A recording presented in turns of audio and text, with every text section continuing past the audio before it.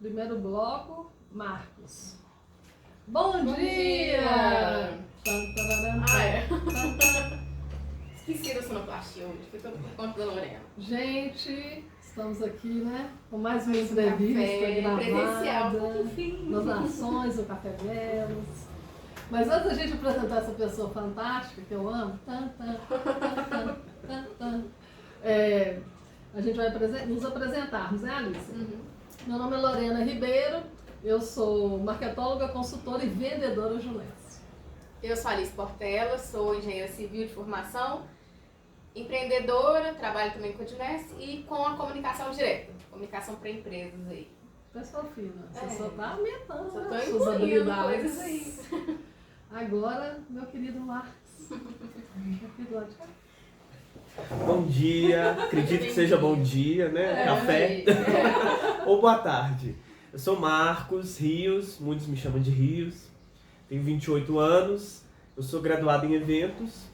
Ah, é? E, sim, Nossa, Você já começou? começou novidade. fiz eventos primeiro e depois sou pós-graduado em dança e consciência corporal. Gente! Mas faculdade? Graduação de evento? É pós-graduação mesmo. Não, mas a graduação é eventos. Ah, o evento é uma graduação mesmo. Você fez em qual Eu faculdade? fiz no UniBH.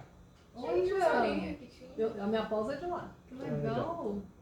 E hoje eu dou aula numa pós-graduação de danças populares. É mesmo? Lá de São Paulo, Rio Branco. E tem um grupo de manifestações folclóricas, calangos, que é um trabalho voluntário que eu faço há 10 anos. Gente, Que eu sou diretor e coreógrafo de lá. peraí, gente, ele tem 28 anos.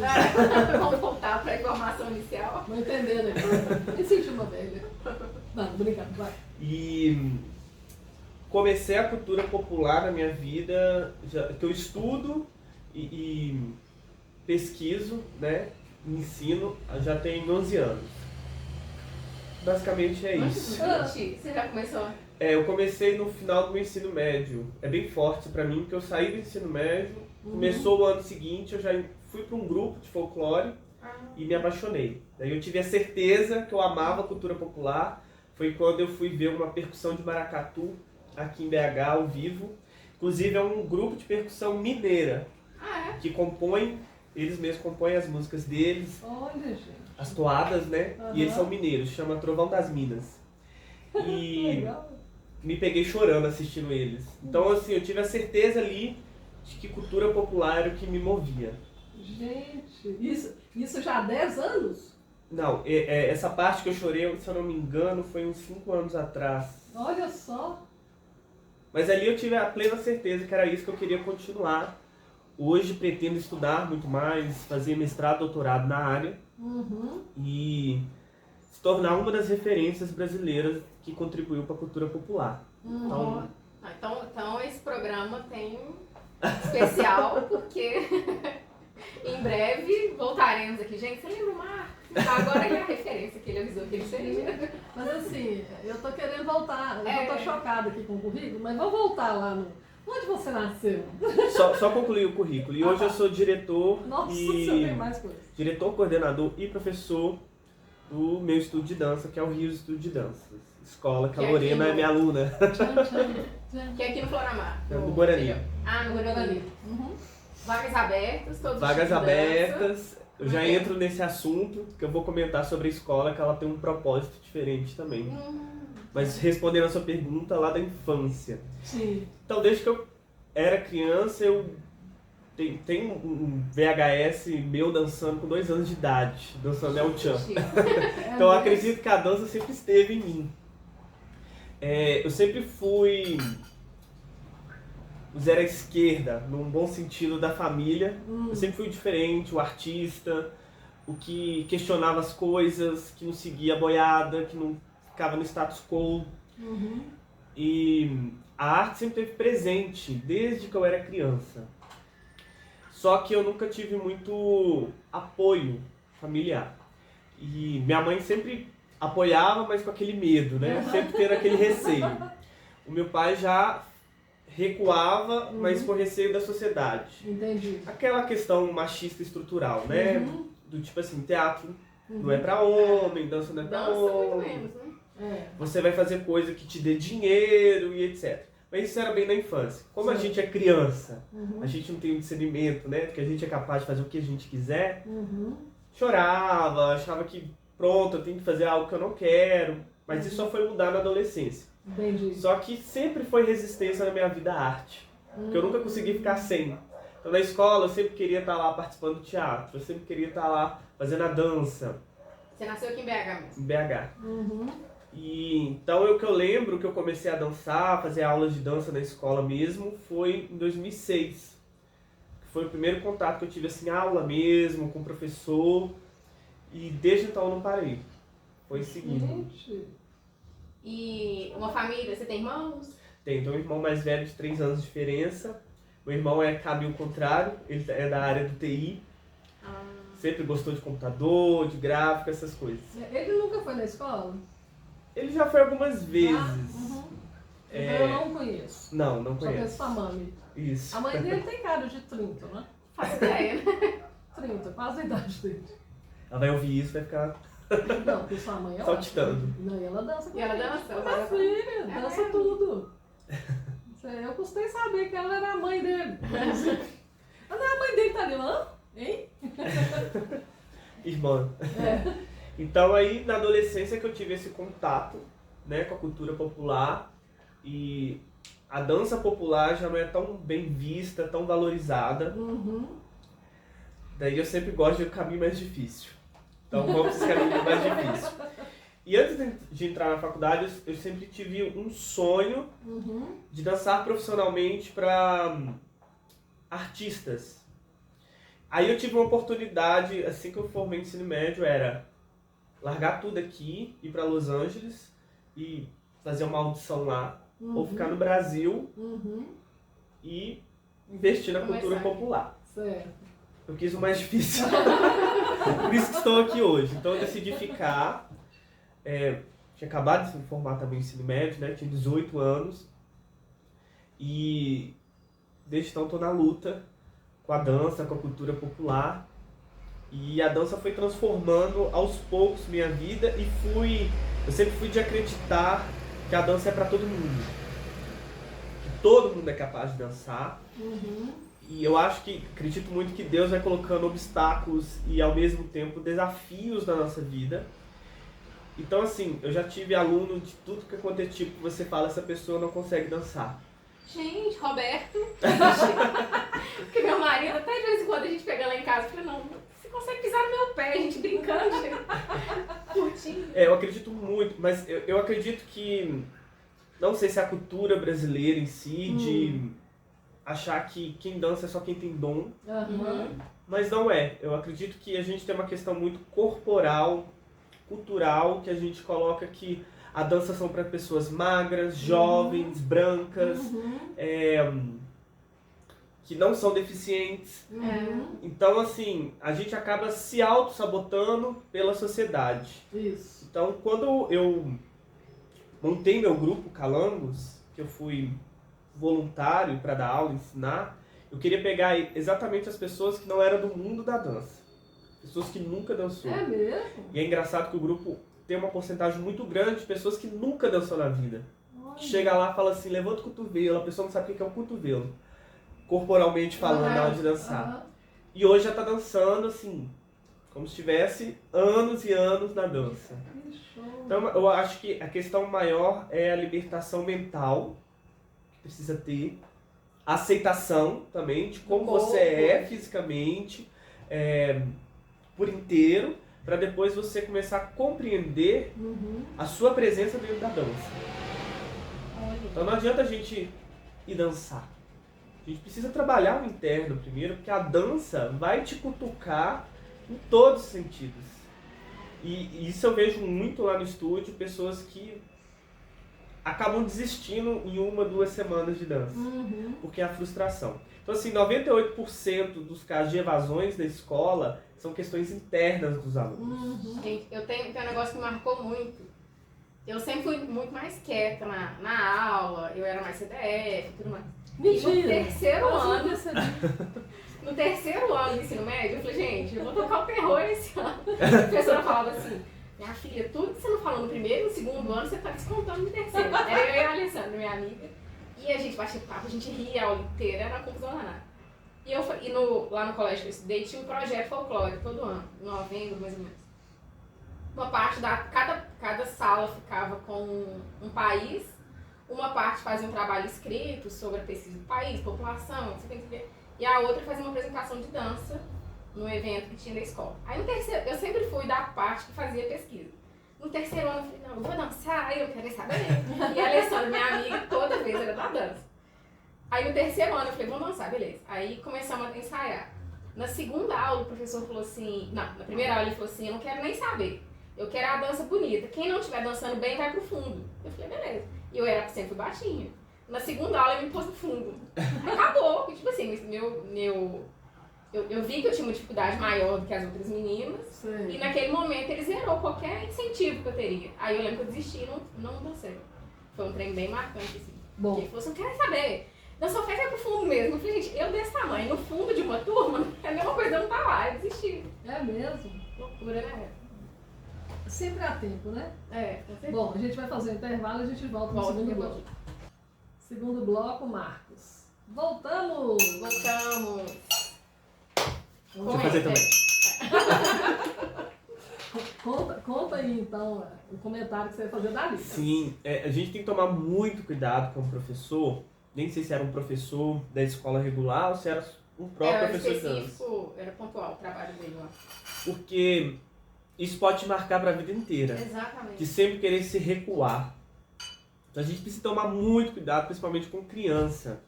Porque isso marca a vida inteira da criança. Uhum. Quem é adulto faz terapia sabe o quanto as atitudes dos pais influenciam na nossa vida adulta. Sim, sim. E o quanto a gente é espelho dos nossos pais. Às vezes a gente critica nosso pai em algum ponto. Você é muito assim, quando a gente para perceber, nós somos iguaizinhos. Então o professor, principalmente, porque de dança, porque ele está ali marcando corporalmente aquela pessoa. Uhum. Eu tive aí veio os desafios, né, no Calandos. Eu dei aula em centros sociais, como professor de dança e teatro. Foi de 2014 até 2019. Uhum. E é engraçado que a dança me salvou. Públicos variados. Sim, era crianças de 5 a 14 anos, dei aula para idosas também. Idosa, isso aí não faz parte. E eu digo que a dança me salvou porque quando eu estava fazendo faculdade de eventos, eu via toda a turma conseguindo estágio, conseguindo trabalho na área, e eu não estava conseguindo nada, e aquilo ali começou a me sabotar, será que eu sou bom o suficiente e tal. Até que eu consegui trabalho dando aula de dança. Foi o que me segurou, fiquei um ano basicamente desempregado, na faculdade, fazendo só os jobs, né, que vai nos salvando, e a dança me salvou. Olha. Porque se eu não tivesse a dança, eu não sei o que seria na minha vida naquela época, o que eu teria arrumado ali. Então eu comecei a dar aula, né, para crianças em escola, trabalhei em escola durante um ano, depois eu fui para o centro social. São universos totalmente diferentes, por mais que a escola é pública, o centro social não tem tantos recursos igual a escola. Então chega lá, eu tinha que me reinventar com o que tinha. Na escola não, preciso de tal coisa, semana que vem estava ali. No centro social não, porque outros recursos, outra vivência, outra história. Então ali também foi um desafio para me reinventar. Questão até de material reutilizável, como professor de dança, fazer figurino para criança, eu tinha que assim, me virar nos 30. E foi uma experiência que hoje eu levo para a vida. De não ter que ficar comprando tudo novo. A gente pode recriar. Uma vez eu fiz uma performance no centro social, que era uma crítica dos pais mesmo no celular que não dão atenção para os filhos. E eu fazia toda uma imersão com as crianças do tipo, porque era festa da família, eu falei assim, eu vou criticar, eu sou sempre o caminho contrário. Vou cutucar de algum jeito. Qual que é o mais fácil? Fazer uma homenagem para os pais. Qual que é o mais difícil? Marcos, Vamos colocar o Roberto Carlos, que todo mundo já escuta todo ano? Não. Vamos fazer uma crítica. Daí eu perguntei pra eles, antes de montar tudo, eu perguntei pra eles, o que mais incomoda vocês, o que vocês acham da família, e foi um bate-papo. E eles foram totalmente sinceros. Eu queria que minha mãe me desse mais atenção. Eu queria que minha mãe brincasse comigo. Aí eu comecei a instigar eles, por que sua mãe não brinca com você? Ah, porque ela fica mais tempo no celular. Isso há quanto tempo? Isso foi em 2015, 2016. Nossa. Nem existia, né? O Instagram estava bombando, nada disso. Exatamente. Na época, se eu não me engano, era mais Facebook e o WhatsApp. O WhatsApp. E daí o que a gente fez? Então vamos montar uma performance nisso. Peguei uma música francesa do Stromae, que fazia uma crítica ao Twitter em específico. E eu amo levar culturas diferentes para eles saírem dessa rotina, desse mundo deles também, e conhecer novas culturas. Daí eu peguei papelão com eles e a gente montou tablets e celulares, material reutilizado, e eles dançaram com esse tablet. Olha. Então eles já começavam com a coluna, com a postura toda torta, já para trazer uma coisa de incômodo, né? Porque muitas vezes a gente está no celular e a gente não percebe essa postura. Sim. Então a gente já começa corporalmente falando aí. Então eles já começavam em cena olhando o celular, caminhando em sociedade, depois começava a dança. E eles dançavam o tempo todo com o tablet. Nossa. Então fez a coreografia com o tablet. E é muito engraçado que no dia da apresentação, foi numa quadra, estava tendo uma feirinha. No final da dança, eles caíam, como se fosse um desmaio coletivo. Daí ficava uma pessoa só, em pé, filmando eles caídos. E foi exatamente a crítica que a gente fez acontecer. Um monte de pai com o celular enfiando no meio dos meninos, filmando eles. Então assim, eles não entenderam que a crítica era pra eles. Não, eu achei que um monte de gente ia ter o Não, style. os pais fizeram o que a gente fez no final da dança. Começaram a filmar realmente os meninos assim, de perto. Tenho que filmar meu filho e tal. Às vezes o pai nem assistiu a Nem performance. prestou atenção. Não estava ali Ele tá filmando presente. pra ver depois. Meu Deus. Então assim, foi muito legal isso, porque foi uma crítica para eles levam isso pra vida. Fiz muito trabalho de cultura popular com as crianças. Eu tenho certeza, hoje já são adolescentes. Se eu encontrar com eles na rua, eles vão saber a letra da música. Talvez não vai saber o movimento da dança, mas vão saber cantar. Porque é algo que marca eles.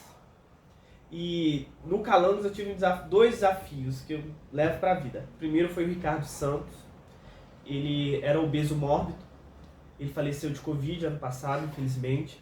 E ele dançava como ninguém. Como ninguém. Ele era muito alto. Com quantos anos? Ele era da minha idade. Tinha em torno dos 26, 27. E a gente fez uma dança no espetáculo que era sem camisa, que é o afoxé dos baianos. E ele dançou sem camisa, ele não tinha vergonha do corpo. Entendi. O que eu recebi de feedback das pessoas depois que estavam lá assistindo, foi assim, nossa, ver o Ricardo lá em cima, o apelido dele era Bola, ver o Bola lá em cima, dançando, sem camisa, empoderado, se sentindo na dança, eu senti vergonha de mim, porque eu tenho vergonha do meu corpo, tenho vergonha de ficar sem camisa. Então o retorno é muito grande. Não, demais. O impacto O contato. disso é muito grande. E veio o Caio, na mesma época que o Bola. O Caio, ele tem paralisia, teve paralisia, nasceu com a paralisia, então ele não tem movimento das pernas, só cintura pra cima. Ele chegou no grupo. Daí, pra mim, eu nunca tinha dado aula para um deficiente físico até então. Então eu fiquei, meu Deus, um desafio, mais um. Daí, pensa numa pessoa que foi condenado pela sociedade a vida inteira a não utilizar o corpo dele. Então ele era considerado que o corpo dele era morto. O corpo dele não servia pra nada. Então a pessoa não tinha consciência zero do corpo. Porque ele nunca foi instigado a usar o corpo dele pra algo. Daí a gente incluiu ele nessa dança, a mesma que o Bola dançou. Ele dançava na cadeira. E foi um desafio pra mim, pros dançarinos, porque a gente tinha que adaptar ali, ensinar ele todos os movimentos. Então ele dançava só com cintura pra cima. E ele dançou lindamente conosco. Tinha gente que falava que só percebeu que ele tinha uma deficiência no final, que ele tinha que levantar e sair do palco. Porque eles acharam que não, que ele estava representando um santo na dança, que ele estava sentado. Certo. Então assim, eu acredito que isso tenha mudado a vida dos dois completamente. Eu tenho também uma que está até hoje no grupo, que ela sempre foi a patinha feia, né? Sempre tímida, retraída, né? Sempre no canto. Daí eu pensava, falei assim, eu vou colocar essa pra fazer um solo. Olha. Porque geralmente os professores fazem o contrário. pega a que dança melhor, a mais bonita, a gostosona da turma, põe na frente. Aham. A que é mais tímida, retraída, pro fundo. vai pro fundo. Sim. Eu coloquei ela em destaque. Gente. Ela ficou em choque quando eu falei assim, Lídia, você vai fazer o solo das lavadeiras. E é um solo que tem que rebolar, tem que trazer uma sensualidade, carão e etc. Foi um trabalho árduo. Uhum. Não minto, foi muito trabalhoso. Mas o dia que ela subiu no palco, a vida dela mudou completamente. A autoestima dela é outra, ela não se sente mais, né, retraída, ela tem voz de fala agora, que ela sempre teve, mas não percebia. Então assim, isso deve ter mudado para a vida dela inteira, mostrado que ela é capaz, que ela não precisa ficar na retaguarda. Uhum. Então são desafios que a gente vai encontrando na dança. Daí em 2019 eu saí do projeto. Uhum. O projeto ainda existe. Sim. Uma mão na frente, outra atrás, o que eu vou fazer da minha vida, eu esperava. Daí eu tinha essas alternativas. Vou para Portugal, tento alguma coisa lá na dança, de novo. O que eu faço? Porque eu tinha a grana, né, do trabalho que eu juntei durante esses anos, ou monto a minha escola de dança. Daí fiquei naquela, até que decidi montar. Vou para um país onde reconhece mais a arte ou vou empreender no Brasil? O mais difícil, é sempre o mais difícil. Mas aí, daí montei o estúdio. Eu acho que pode ficar pro próximo bloco, né? Sobre estúdio. Mas depois eu quero perguntar um negócio também. Então, voltamos já. Já. É um bloco 3, né? Bloco 3. Voltamos! Aqui, antes de você falar da escola, eu quero falar uma coisa. A dança me salvou. Que bom. Mas é verdade, porque eu era muito tímida, né? Eu fui tímida muito até 19 anos. Mas eu comecei a dançar muito cedo nas festas de família. Com 4, 6 anos eu já dançava. E eu dançava até desligar a música. E o pessoal falava, você tem que colocar sua filha no balé. Tem que colocar sua filha no... Porque na época era só balé, né? Sim. Tem que colocar no balé. Nunca fui pro balé, fiquei arrasado. Ok, só que com 14 anos eu comecei a fazer jazz. E aí eu comecei a dançar com 14 e direto eu parei só com 34 anos. E voltou agora. E voltei. Olha. Tentei voltar umas 3 vezes. Eu tentei voltar no flamenco, que eu achei uma das mais difíceis dos 9 estilos que eu fiz, né? Muito difícil. E sério mesmo, tô contigo desde agosto ou setembro, se eu não me engano, do ano passado. Voltei agora. Fazer quase um ano. Agora você imagina a minha frustração de ouvir isso em todas as festas da família, que a minha família é gigante, a maioria mora aqui no Jaraguá. Uhum. Tinha que ter colocado isso no balé, né? Aí o jazz, ele me salvou. Mamãe tinha uma escola, um jardim de infância, que ela contratou uma professora para dar aula pra gente lá, então juntava um tanto de menina com aquelas roupas de jazz mesmo, e a gente ia no fim da aula lá ali perto ali da cachoeirinha mesmo, perto do São Francisco ali, esqueci o nome dele, Ermelinda, se eu não me engano. No fim da aula do jardim de infância, 5, 6 horas, a professora ia lá dar aula pra gente. E foi ali que eu comecei a dançar. Oh, que legal. Aí eu fiz tudo. Eu fiz apresentação de aeróbica, que era chiquérrimo na época, né? Aeróbica. Sim. A gente ia fazer apresentação lá no Parque das Mangabeiras. Eu dancei, eu estava na Europa com meu pai. A única vez que eu viajei assim com meu pai, né? Foi uma viagem maravilhosa na minha vida. Eu até tranquei faculdade. Eu dancei com um professor de dança, sem querer, num bar gigante, assim, né? Tipo uma boate mesmo, dentro de um bar, de um bairro assim, tipo grande BH, mas era em Londres, sabe? Sim. Fechava meia-noite, aí eu tava lá, né? Ele falou assim, você dança? Um brasileiro, eu falei assim, eu danço. Aí comecei a dançar e eu falei assim, você é professor de dança? Sou eu, vou. Aí abriu assim, virou uma apresentação, um negócio. Tem mais longe, e era lambada, porque era algo assim, né? Sim. Margareth Menezes tocava aquela música e tal, então eu fiz uma apresentação no exterior, sem querer. No improviso. Foi maravilhoso. Então, assim, a dança me salvou mesmo. Eu era muito quietinha, cheia das retrações, assim. Tinha muito vergonha de um tanto de coisa, muito calada, sabe? Nossa, é maravilhoso, né? Eu sou apaixonada mesmo, apaixonada com tudo. Pode falar da história. Você comentando isso, também vou dar pitaco. A gente tem um grande problema que hoje nós temos muitas mulheres adultas que tiveram a frustração do balé porque as mães se frustraram na época, porque as mães queriam fazer balé e colocou o sonho delas na filha. Entendi. E às vezes a filha nem queria fazer balé. Ao contrário do que eu vivi, né? Sim. Daí hoje no estúdio a gente tem mulheres de 60 anos realizando o sonho de dançar o balé. Olha, Porque colocou a filha ficou até a adolescência mais ou menos e saiu. Hoje ela está se realizando dançando balé. Hoje a gente tem bailarinas que são gordas, que também não puderam fazer balé quando era criança, que tinham desejo, porque não podia. Porque o balé era pra gente magra, pra gente branca, pra gente rica. Isso mesmo, era isso aí. Alta sociedade. Tinha que ter dinheiro. Era algo inacessível. Então o estúdio, por mais que seja mensalidades pagas, eu acredito que a gente tem muito uma pegada social lá dentro. De fazer com que todos são capazes de dançar. Nossas turmas são todas iniciantes. Então é engraçado porque eu que faço atendimento do público, e as pessoas já chegam com escudos, né? Quero fazer aula, mas isso e aquilo. Quero fazer isso. Eu tô assim aqui, pega a sua bolsinha de desculpas, deixa em casa e vem sem ela. Porque se você ficar colocando empecilhos, não dá. Nossa colega de turma, Marisa, a filha dela pegou um panfleto na rua voltando da escola, disse que o panfleto ficou quase uma semana e meia indo e voltando na gaveta da sala, na casa dela. Será que eu vou, eu não vou? Até que ela decidiu mandar mensagem. Quando ela mandou mensagem, um textão imenso. Eu tenho 40 e poucos anos, não sei o que tem, nunca fiz dança, mas eu ando... Eu tô lendo só desculpas. Que dia que você vai vir fazer aula? E tá até lá, até hoje, vai fazer 3 anos que ela faz aula de dança. E ela fala que o estúdio salvou a vida dela. Muitos vão pra lá com quadros depressivos, né? E é uma forma de ajudar no tratamento. Então a gente tem que tomar cuidado, nós como os pais, do que a gente espelha nos nossos filhos. Eu vejo muita desculpa, tipo assim, minha filha já faz natação. Não vou colocar ela na dança.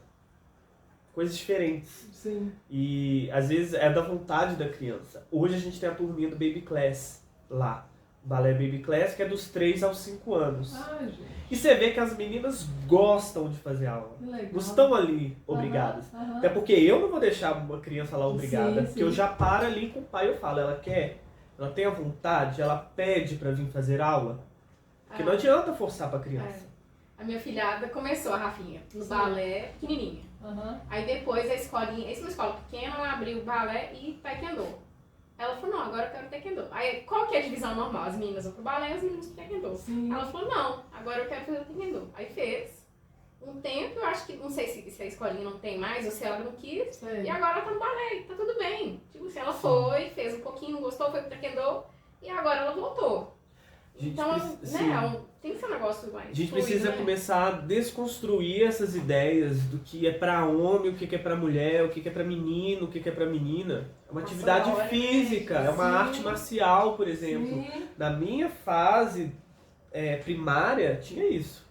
Tinha judô e balé. Na escola era vôlei e futebol. Minha mãe comprou um kimono pra mim. Eu cheguei lá na aula e falei, o que eu tô fazendo aqui? Hoje eu faço judô, hoje eu sou judoca. Mas na época não era da minha vontade. Eu também não queria nenhum balé. Sabe? Eu tava assim, o que eu tô fazendo aqui? Colocou porque é bonitinho, olha que gracinho, o menino pequenininho com a roupinha de balé, com a roupinha... Sim.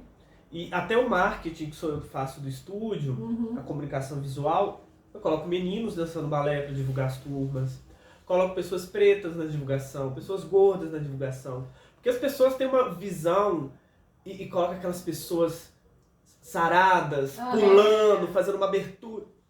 Essa não é a realidade do estúdio. Então assim, você que está querendo entrar no estúdio, acha que nosso nível é Olimpíadas, não é. Nosso nível é para quem nunca dançou. Para quem tem 2 pés esquerdos. Então, a gente precisa fazer esses trabalhos de inclusão, porque a gente está num bairro que não é um bairro centro-sul, é zona norte, em primeiro ponto. E a gente tem essa missão de que todo mundo é capaz de dançar e se encontrar na dança. Aqui, sabe por que eu voltei a dançar? Porque eu preciso de fazer atividade física, né? Eu tive uma retenção muito séria e essa retenção líquida está sendo tratada há 1 ano e pouco, eu já te contei sobre isso, eu já reduzi 13 litros. E aí eu precisava escolher uma atividade que eu não me sabotasse. Como eu fui atleta há muitos anos, no vôlei, arte marcial e dança, eu falei, aquilo que eu não vou me sabotar é a dança. Porque até viajando, você já viu, eu entro lá no Zoom, sabia que ele dá aula online também? Eu entro no Zoom viajando no quarto do hotel e faço dança com ele. Então, tipo assim, não E transpiro mesmo tanto. Nossa, talvez até mais. E assim, é fantástico. Pode falar. Eu quero entender, para uma pessoa leiga que está ouvindo, que não entende nada de dança, que talvez tenha vontade, nunca foi, o que é consciência corporal? Consciência corporal, igual eu falei, vou repetir. Primeiro ponto é desconstruir tudo que tá na sua mente sobre o seu corpo. Sim. Pudor, preconceitos, sabotagens, que você não é capaz, de que meu corpo é feio. Seu corpo é seu corpo. Alguém um dia colocou na nossa imagem, na nossa cabeça, de que o nosso corpo não é bonito. O que é bonito é o que está ali, no telão, na TV, na revista, em algum lugar. E a gente bobo caiu, acreditou naquilo. Graças a Deus as coisas estão se mudando. Sim. E a gente está se fazendo presente. Então depois que a gente desconstrói isso na mente, a gente começa a entender o nosso corpo.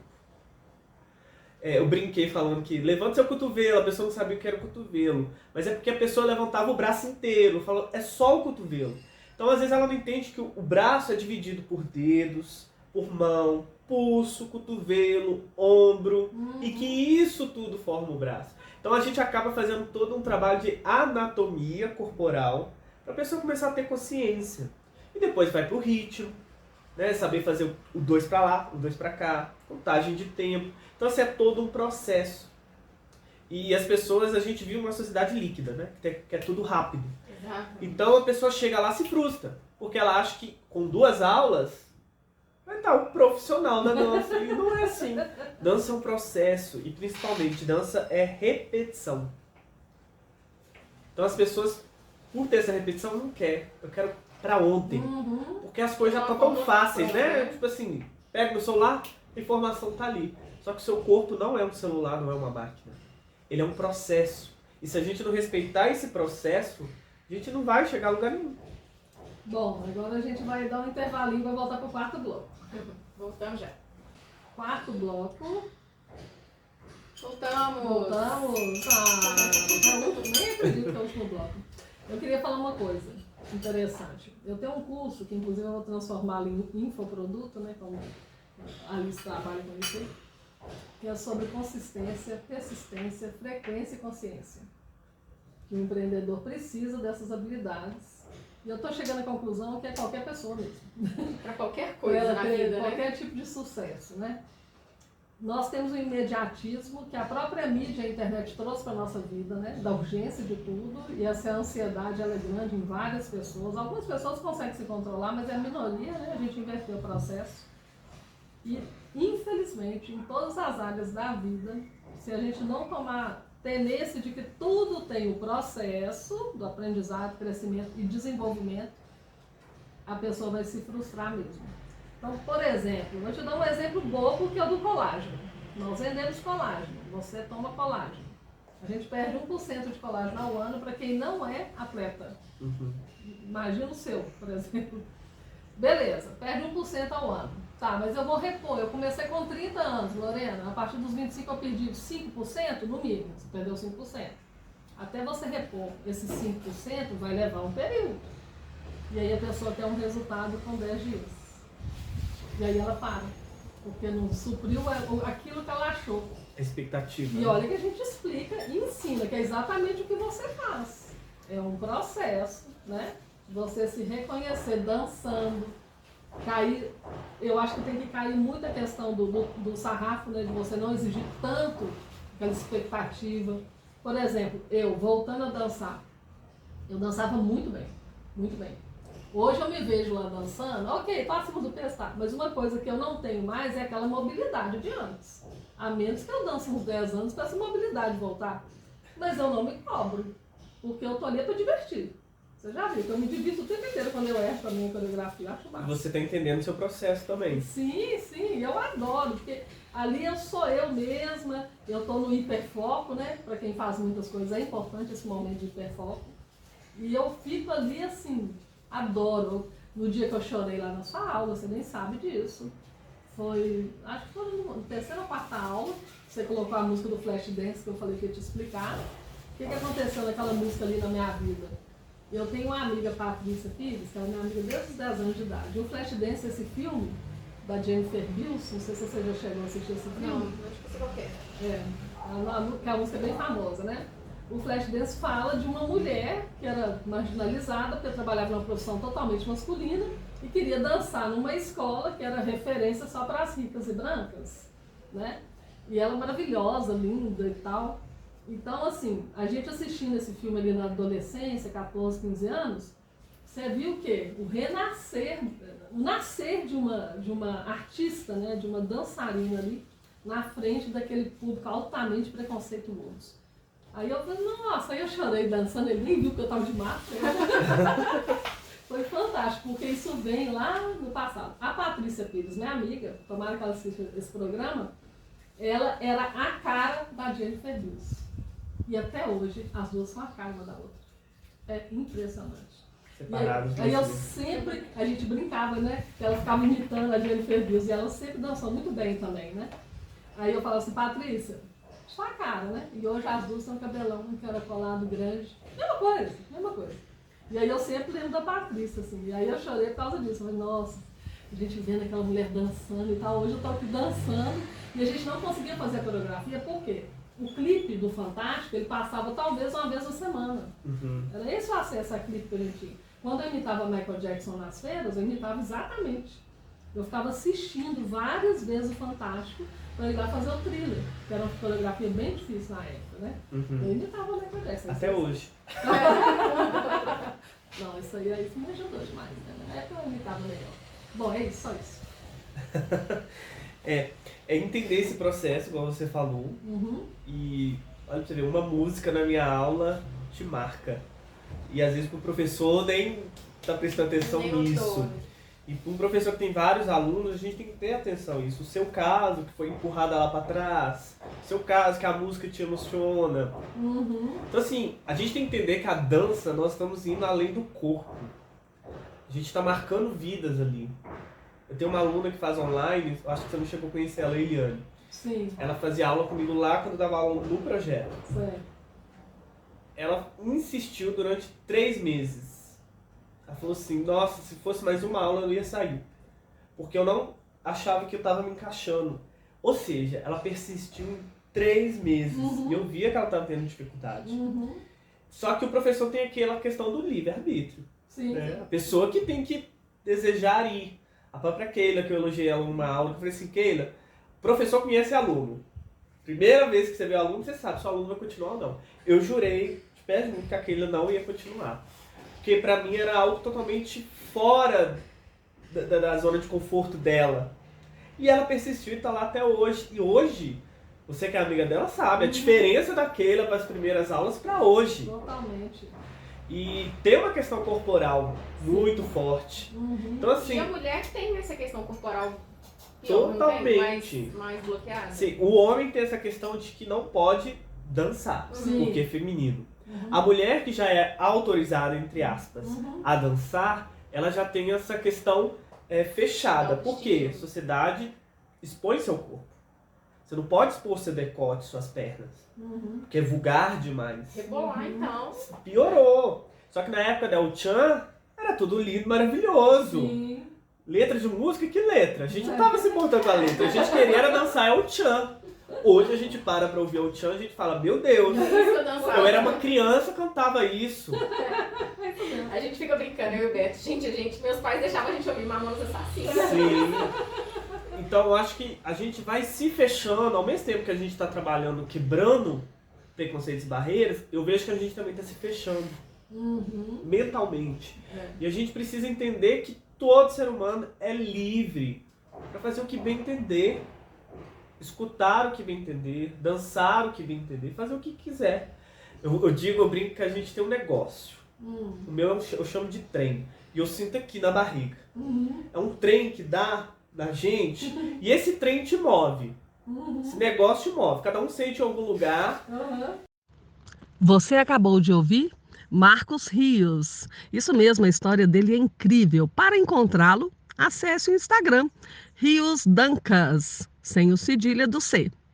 E nós te aguardamos no próximo episódio do Café Delas. Um beijo e até mais!